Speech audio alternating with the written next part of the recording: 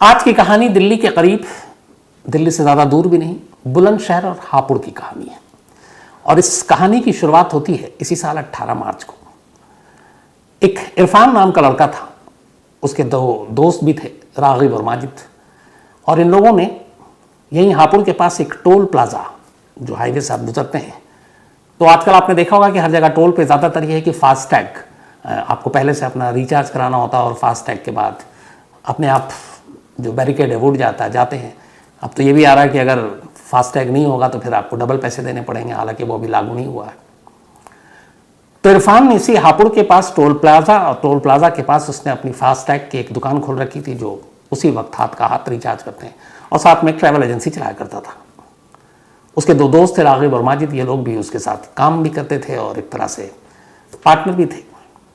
सब कुछ ठीक चल रहा था। लेकिन बाद में इरफान के इन दोस्तों को लगता था कि कुछ पैसे जो हैं उन्हें मिलने चाहिए, वो इरफान ने दी नहीं है, और कुछ पैसों का लेन देन था, वो मांगते थे, इरफान देता नहीं था। इसी दौरान 18 मार्च को इन दोनों को पता चलता है कि इरफान दिल्ली गया और दिल्ली से करीब 7 लाख रुपए लेकर लौटा है। इन्होंने पैसे मांगे, इरफान ने फिर कुछ आनाकानी की होगी, और तभी इन्हें आया गुस्सा और इन्होंने कहा कि अब इसका बदला लेना है। 18 मार्च की दोपहर से ही इरफान और उसके बाकी दोस्तों ने वहीं टोल प्लाज़ा के पास जो इनका दफ्तर था, वहीं किनारे बैठकर शराब पीनी शुरू कर दी, दोपहर से ही, क्योंकि उनके मन में तो कुछ और चल रहा था। उसके बाद धीरे धीरे वक्त बीता, शाम हुई, शाम से रात हुई, जानबूझकर खूब सारी शराब पिलाई, फिर पैसे की बात की, और इसके बाद अचानक उन्होंने इरफान पर हमला कर दिया और उसका गला काट डाला। उसकी मौत हो गई।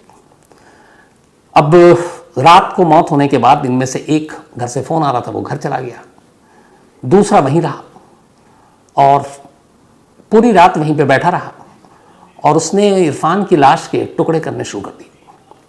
उसने तेज़धार हथियार से, कहते हैं कि करीब 31 टुकड़े किए, 31, और फिर टुकड़ों को पॉलीथिन में रख कर अलग अलग वो वहाँ से निकल गया।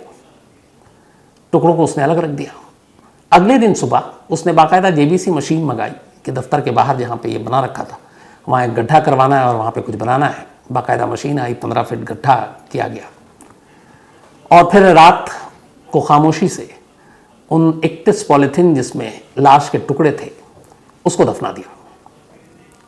दफनाने के बाद वो लोग अपने घर चले गए। इधर इरफान घर लौटा नहीं। घर वालों को पहले लगा काम के सिलसिले में बाहर गया, लेकिन 1-2-3 दिन हो गए, इरफान की खबर नहीं, मोबाइल मिल नहीं रहा है, स्विच ऑफ है। तो घर वालों को ज़्यादा फिर फिक्र होने लगी, और इसके बाद आखिरकार इरफान की गुमशुदगी की रिपोर्ट लिखा दी गई। अब इरफान की गुमशुदगी की रिपोर्ट लिखाई तो पुलिस ने तफ्तीश शुरू की। अब पुलिस अपनी जांच में लगी रही, कहाँ था इरफान, ये सारी उसकी जो मोबाइल के कॉल डिटेल जब तक के थे वो मिले। फिर कुछ चश्मदीद मिले, उन्होंने बताया कि 18 मार्च को हमने देखा था, ये लोग साथ में थे, शराब पी थी। अब पुलिस ने उसके उन 2 दोस्तों को टटोलना शुरू किया मोबाइल के ज़रिए, उनके लोकेशन और सारी चीज़ें। पुलिस को शक हुआ, और इसी के बाद पुलिस ने उसके उन 2 दोस्तों को उठाया जो 18 मार्च को उसके साथ थे।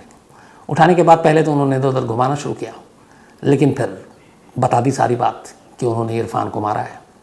फिर पूछा गया लाश कहाँ है, तो उन्होंने बताया कि उन्होंने लाश को वहीं पास में गड्ढे में दफना दिया है। इसके बाद पुलिस की मौजूदगी में खुदाई शुरू हुई। गड्ढे के अंदर अलग अलग पॉलीथिन में लाश के अलग अलग टुकड़े। पूरा इलाका सहम गया इस बात को सुनकर। इसके बाद उन लाश को टुकड़ों को निकाला जाता है, उनके घर वालों को सौंपा जाता है, और फिर ले जाकर वो उसे दफना देते हैं। अब यहाँ पे ये कहानी ख़त्म हो जाती है। उसके बाद जो कातिल हैं वो दोनों पकड़े जाते हैं, उन्हें जेल भेज दिया जाता है।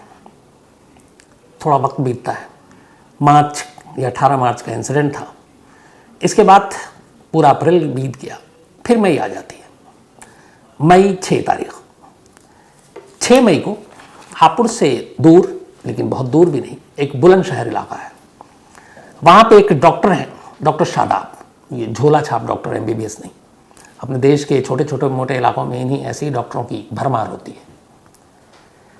तो डॉक्टर शादाब अपनी क्लिनिक पे थे, शाम का वक्त था। अचानक मोटरसाइकिल पर सवार 4 लोग आते हैं और सीधे क्लिनिक पर धावा बोल देते हैं। डॉक्टर शादाब अपनी कुर्सी पर थे और वो पिस्टल निकालते हैं, कट्टे निकालते हैं और गोलियां चलानी शुरू कर देते हैं। अंधाधुंध फायर करते हैं। फायरिंग भी इस तरीके से करते हैं कि उन्हें यह भी होश नहीं रहता है कि जो चारों गोली मार रहे हैं कि आपस में एक दूसरे को न लग जाए, और एक को सच में लग भी जाती है, मतलब शूटरों में से। इसके बाद वो डॉक्टर शादाब के ऊपर अंधाधुंध गोली चलाने के बाद वहाँ से भाग जाते हैं। अब अगले दिन तमाम लोकल न्यूज़पेपर में ये खबर भी छपती है, फिर पोस्टमार्टम होता है। तो पोस्टमार्टम होने के बाद खुद पुलिस भी हैरान रह जाती है। मतलब दर्जनों गोलियां मारी गई, लेकिन उस हिसाब से जो गिने वो थे कि करीब 31 गोली मारी गई, 31। अब किसी एक शख्स को 31 गोली, मौत तो 1 गोली 2 गोली भी काफ़ी है, 3 भी काफ़ी है। 31 गोली मारने का मतलब है कि या तो कातिल जो थे वो एकदम मुतमईन होना चाहते थे कि ये मर ही जाए, और या फिर इतनी नफरत थी, इतनी ख़तरनाक दुश्मनी थी। खैर, पुलिस ने उसके बाद मामले की तफ्तीश शुरू की, आसपास के लोगों से पूछना शुरू किया, सीसीटीवी कैमरे को खंगालना शुरू किया और घर वालों से भी पूछा। इन सारी चीज़ों के बाद पुलिस को फिर पता चला कि एक हापुड़ में शख्स है जिसका नाम काशिफ है, और इसी काशिफ का कहीं ना कहीं रिश्ता डॉक्टर के कत्ल से है। अब पुलिस की एक टीम हापुड़ जाती है, वहाँ अपनी तफ्तीश करती है। फिर काशिफ को उठाया जाता है। काशिफ को जब उठाया जाता है तो उसके बाद अचानक फिर पुलिस को पता चलता है कि काशिफ का 2 महीने पहले 18 मार्च को हापुड़ में हुए कत्ल के साथ बड़ा गहरा रिश्ता है। और वो क्या रिश्ता है? वो ये है कि काशिफ इरफान का साला था, यानी मरने वाला इरफान जिसको 18 मार्च को मारा गया था, वो उसका जीजा था। अब उस कत्ल का फिर इस कत्ल से क्या लेना देना? पुलिस ने पूरी तफ्तीश की, काशिफ को उठाया। काशिफ को जब पूछा तो इसके बाद काशिफ ने अपना मुंह खोला। फिर पूरी कहानी सामने आई। कहानी बदलेगी। काशिफ ने जब उसके जीजा इरफान का कत्ल हुआ तभी यह तय कर लिया था कि वो इस मौत का बदला लेगा जिन लोगों ने मारा है। लेकिन कहानी ये हुई कि जिन लोगों ने मारा था उसे पुलिस ने गिरफ्तार कर लिया। गिरफ्तार करने के बाद जेल भेज दिया। वो जेल में थे। उन्हीं में से एक था रागिब, जो जेल में था, इरफान के कत्ल का जिस पर इल्ज़ाम था। अब इरफान जेल में था और इसके बाद जो जेल से बाहर आने के लिए ज़मानत और बाकी चीज़ों की जो कवायद होती है वो उसकी कोशिश में लगा हुआ था। तभी काशिफ को पता चला कि रागिब को जेल से बाहर निकालने या ज़मानत दिलवाने में उसका एक भाई एक बड़ी भूमिका निभा रहा है और वो उसकी पैरवी कर रहा है, उसकी वकालत कर रहा है। उस भाई का नाम डॉक्टर शादाब था, जो झोला छाप डॉक्टर। अब काशिफ को लगा कि उसके जीजा के जिन लोगों ने मारा है उनमें से एक जो उसकी नज़र में कातिल है वो जेल में है और उसकी वकालत और पैरवी उसका भाई कर रहा है। अब रागिब को जाकर जेल में तो वो मार नहीं सकता था। कोर्ट में भी पहरा और सारे गार्ड होते हैं, पुलिस वाले होते हैं। तो उसे गुस्सा इस बात पर आया कि मेरे जीजा के कातिल को बचाने के लिए, जेल से बाहर लाने के लिए उसका एक भाई इस तरह कोशिश कर रहा, तो उसकी नज़र में वो ज़्यादा बड़ा दुश्मन, और दूसरा वो आज़ाद भी है, बाहर है, जेल के अंदर नहीं है। बस उसने कहा कि फिर वैसे ही वो बदला लेगा।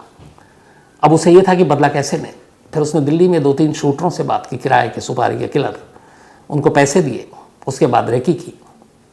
लेकिन कहते हैं कि कातिलों को ये साफ हिदायत दी गई थी कि मेरे भाई के 31 टुकड़े किए थे, इसलिए इस कत्ल का बदला तभी पूरा होगा जब तुम इस कत्ल से जुड़े हुए रागिब के भाई को 31 गोली मारोगे। और इसीलिए जब 6 मई को कातिल वहाँ पहुँचे तो उन्होंने अंधाधुंध गोलियाँ चलाईं और इस गोलीबारी के दौरान उन्होंने इस बात का ख्याल रखा कि 31 गोली से कम न चले। डॉक्टर रागिब की मौत हो गई। पुलिस ने दोनों केस की कड़ियों को जोड़ा, दोनों केस सुलझ भी गए। लेकिन जब बाद में ये वाली पॉइंट सामने आई और पुलिस ने भी अपने प्रेस कॉन्फ्रेंस में सारी चीज़ें बताई कि कैसे एक लाश के 31 टुकड़े थे और कैसे एक शख्स के जिस्म में 31 गोलियां मारी गई, और ये दोनों 31 कॉमन थी, और कहीं ना कहीं ये 31 लाइन जो नंबर आए थे इस केस को सुलझाने में, जो डॉक्टर शादाब का मर्डर केस था, पुलिस के लिए एक अहम सबूत और सुराग साबित हुआ। और इस तरीके से पुलिस ने बदले के लिए हुए इस कत्ल की पहेली को सुलझाया। तो ऐसी ना मालूम और भी कितनी कहानियाँ बदले की और जुर्म की दास्तान ऐसी भरी रहती हैं। आज कहानी में इतना ही, लेकिन